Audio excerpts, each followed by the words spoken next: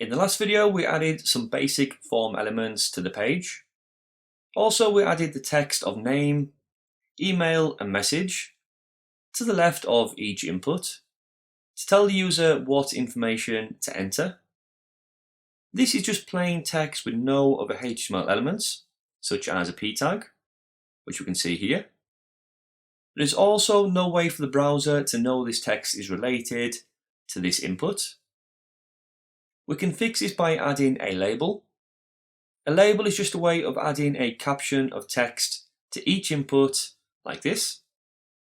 So let's first cut this text out, and then we can add our label inside of here. Between the opening and closing tags, we can now paste our text back in, give that a save, and reload the browser. We can see instantly that if we look at this first input, it looks pretty much the same as before. However, the browser now knows this is a caption for a form element. But how does it know this label is for this particular input and not the email or message? Well, we can link them by adding a ID attribute. So this first input, just after placeholder, we can add a ID attribute. And this can be a name of our choice. I'm going to name this name to keep it simple. Then over in the label, inside the opening tag, we can add the for attribute and link it to the ID with the same name. This ID attribute is not just for use with the label. It's important for targeting this individual element with both JavaScript and CSS too. Let's now do the same for email.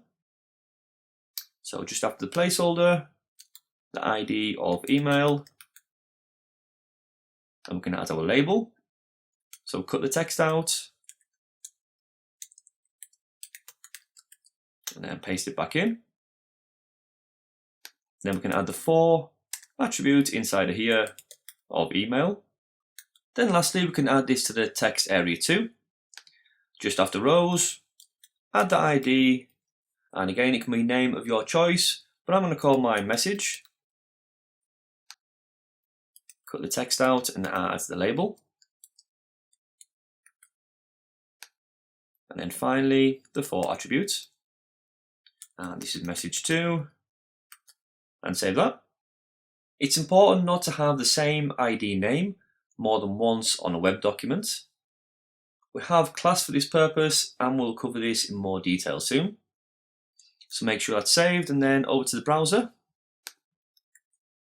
Reload. And of course we see no difference, but these are all now linked up behind the scenes for the web browser. One other advantage of using a label is that the label is also clickable. So rather than before where we could only click on this input to make it active, if we click off, we can also click on the name too, and this also makes the input active so the user can begin to type. Another attribute you will commonly see is the name attribute. So let's go over to our text editor, and inside this first input, we can add a name, and let's call this name. Same for the email,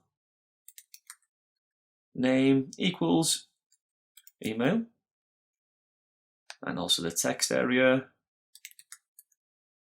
of message. So it can be confusing at first why we have this name and also the ID attribute, and this is understandable. I won't go into too much detail just yet, as a lot of this may not become clear until we get more familiar with JavaScript and also processing forms on the server. The ID attribute which we added first is usually used to reference the element. In our case, the input. It's a way to grab the element with JavaScript or CSS. The name attribute, however, is more used for when submitting a form to a web server. This name is used to reference the data which the user has entered inside the input fields just here.